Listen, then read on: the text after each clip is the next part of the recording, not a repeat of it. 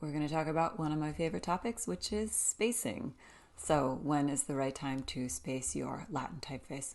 Well, I think this is a common question simply because type design is a long process. And so, right, you don't want to do things in the wrong order only to find out that you did them in the wrong order and then you have to go back and redo them. And of course, you want to be as efficient as possible. The thing about spacing is that it's not something that happens at any particular time. It's really something you should be doing all the time. So there is no wrong time to space, and you should be spacing all the time. Let's take a slightly closer look and let's contrast spacing with kerning.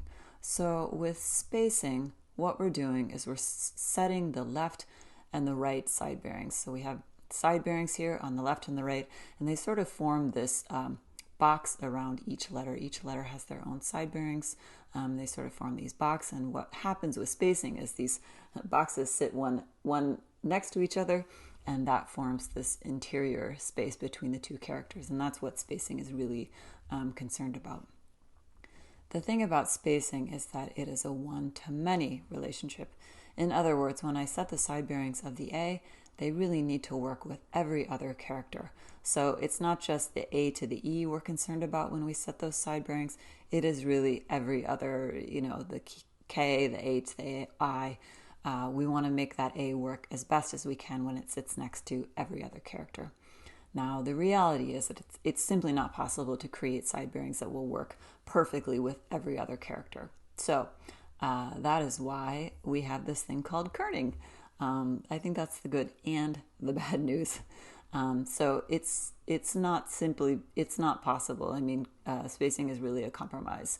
You're trying to make that A look the best it can through a majority of the characters, but again, you won't get everything. So that's where kerning comes in, where spacing was a one-to-many relationship. Kerning is a one-to-one.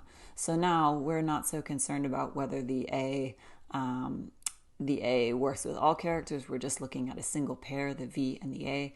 And with kerning, we can give this, we can add a value in between these two characters so that we will suck in this space and it'll look better. So again, spacing is a one-to-many relationship. Kerning is really a one-to-one relationship.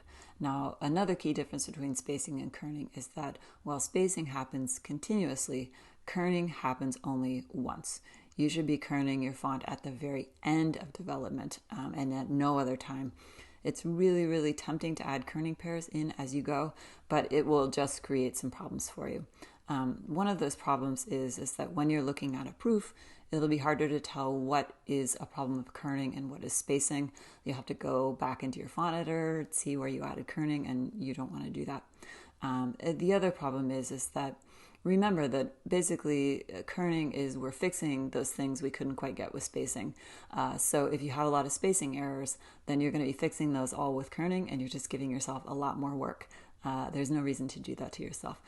So make sure you have good spacing, and therefore you will have less kerning, and isn't that what we all want in the long run?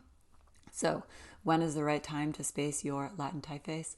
Well, as we say at Practica, ABS, always be spacing.